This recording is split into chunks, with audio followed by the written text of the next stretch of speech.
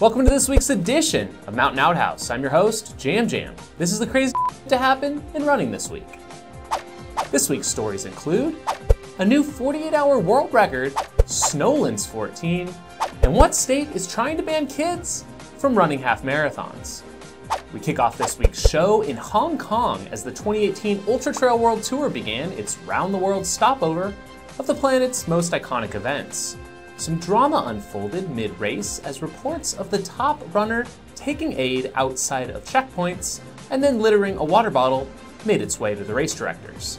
Lang Jing continued on, crossing the finish line in first place, just 1 second ahead of second overall Kui Min, with both runners going under the previous course record by several minutes. The official word from race directors Steve and Janet say that Ling received support outside of the checkpoints, which is against race rules, having taken a water bottle from a hiker. They proceeded to disqualify him from the event, showing some great integrity from such a high-profile event, and with the win at stake. Kudos to the race organization for making the call. Ling apologized for what transpired and seemed remorseful, saying it would never happen again.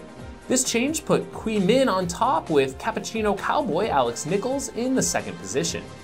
Where things get strange are the Facebook comments on the Hong Kong 100 official post.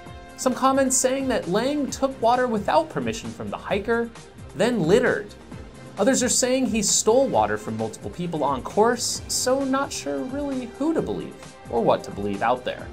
Some commenters are calling for him to be banned from all trail races worldwide, calling him a thief and saying the police should be involved. Wow, this is harsh. My take? I'm not sure that a lifetime worldwide ban really fits the crime here, as he's already been DQ'd from the event and seems remorseful enough, according to the official statement. Okay, on to the women's race. Miao Yao from China dominated the competition by winning by an hour in 10 hours 40 minutes, which was also 40 minutes better than the course record set last year. Mira Rai of Nepal was second. From the Beast Coast, Alabama's Mountain Mist 50K was won for the 6th time by David Riddle, who finished in 3 hours 53 minutes. For the ladies, it was Jackie Merritt with the win in 4 hours 40 minutes. Another unique East Coast race to take place in Florida was the Skydive Ultra. Yeah, that's a thing. Jump out of a plane, shoot down, and start running. No, the time spent flying doesn't add to your total distance. Participants choose from a dizzying number of race distances, anywhere from 10K up to 200 miles. You can also choose the no skydive division, but honestly, who would pick that? Anywho, a grand total of 3 runners finished the 200-mile distance, with Leonie Hawk taking the win in 58 hours 23 minutes. Also running a really long time this past weekend was Patricia Bernauska of Poland. If you don't know her name, and I certainly can't pronounce it, you should. She's currently the reigning 24-hour world record holder, and she just set a new 48-hour world record at the Athens International Ultramarathon Festival. Patricia is the first woman to eclipse 400 kilometers, finishing with 401K or 249.17 miles. We now go to our Beast Coast correspondent, AJizzleWizzle, with some additional thoughts on the current situation of cheating in the sport. Hey, Outhouse Nation, it's AJizzleWizzle, checking in from the Beast Coast. Hey, I gotta say, what's going on? We got people hiding in outhouses, we got people hiding in the woods and cutting the course, and we got dudes grabbing illegal bottles from a spectator and then chucking them on the ground. You know what? This is wrong and we need to stop it. Race directors, spectators, fellow competitors, this is ultra running. And we can do better than that. We can do way better than that. The reason we don't have a lot of rules is because, at least for the 50 years we've been in this sport, people have generally followed them. And the fact that it's getting pretty bad out there and we have to look askance at people thinking they're going to disobey the rules really, really breaks my heart. We can do better. Let's start here at Outhouse Nation. Next time, see you here in the nation. This is AJizzleWizzle from the Beast Coast. I do have a slight correction from last week's show, reporting on the FKT of the year. I failed to mention that Jennifer Farr Davis was also a previous record holder outright on the AT, doing so self-supported. Joe's method of travel was also considered self-supported, not unsupported. Thank you for your understandings. Now back to the show. Seems Big Brother Strava is getting in some hot water over their global Heatmap feature, which aggregates all run and cycle data from its users into an anonymous route map showing how popular certain routes are around the globe with the color of the line shown.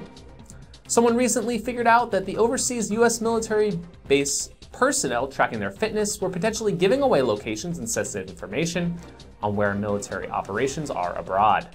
Strava responded saying they're now going to work with the military to keep that sensitive data protected. At least I'm pretty sure they said that. On to the first big FKT attempt of the new year, as former Nolan's 14 record holder and current record holder of the Holy Nolan's route is taking on Snowlan's 14, or a winter crossing of the iconic route this week. It's carrying a satellite tracker, and as far as we know, no one has ever done this before. Be sure to report back next week on the results, and if anyone can do it, I'm sure that it's Andrew Hamiliton. Check him out, Andrew Hamiliton 14ers, on Instagram for photo updates, or his MapShare satellite website linked below. Some interesting information was pointed out to us about a new bill being introduced in Hawaii to ban anyone under the age of 18 from entering and running a foot race of a half marathon distance or greater. This would effectively stop kids from competing in all half marathons, marathons, and ultramarathons until they turn 18 years of age in the state of Hawaii.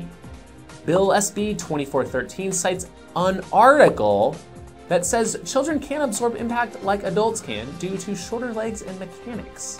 They also say this lack of absorption can specifically lead to osteochondritis dissecans, Osgood-Schlatter disease, and Sever's disease. I'm not sure that can actually be backed up, as there are a number of factors and risks involving all sports and physical activities. To outright ban capable minors with parental permission from entering events of a specific distance is, in my opinion, not the right move to make. They also say that according to the American Academy of Pediatrics Council on Sports Medicine, that sporting activities should be geared to meet the developmental level of children in regard to physical, cognitive, initiative, and interest level. Okay, Hawaii. So what if a kid is into running and that is their passion and that's what they want to do? It is no more harmful than football, gymnastics, swimming, or any other myriad of sports that exist, especially at a high level. Heck, even sprinting can cause injury for children, and the training required for high school athletics to reach their full potential in shorter distances often means requiring a huge level of weekly run volume and quality workouts that, as a youth reaching upwards the ages of 16 and 17 years old, can approach many hours and many miles of training per week. If you agree and want to make your voice heard on this topic, there is a petition to sign that'll be linked below. Also, if you know of any running groups or anyone else in Hawaii might be interested in this information, please pass it along so they can contact their state legislature and have their voices heard. This upcoming weekend, we have our next golden ticket race of the year at the Sean O'Brien 100K outside of Los Angeles. My picks? Brandon Miller and Charlie Ware for the men, Courtney DeWalter and Anna Mae Flynn for the ladies. If any of the other talented folks miss out on this opportunity this weekend to snag a ticket, our very own Maya Ray Ray has a reminder that there is another shot later in the month in Arizona. What's up, guys? Welcome back to my channel. Today I'm going to be showing you guys my slime, and I have two slimes here. This one is a grape slime. It's my favorite slime ever. It's really stretchy. Oh wait, this is supposed to be a Black Canyon video. What am I doing? Much better. I have an important announcement about Black Canyon. This year I'll be handing out 4 golden tickets to the top 2 women and 2 men. This is gonna be epic. Y'all better be there, because I know you want a golden ticket and you want a golden ticket. You all want a golden ticket. And this is very important. You need to earn a golden ticket. Peace out from the LaCroix Cowgirls. Bye. I participated in the Goodr Games Whiskey Mile this past December. Go take a look at their full video all about the shenanigans. My only critique of the event is the shots could have been a tad bigger. Let's close out this week with an Outhouse Montage. If you have any good ones, send them on over.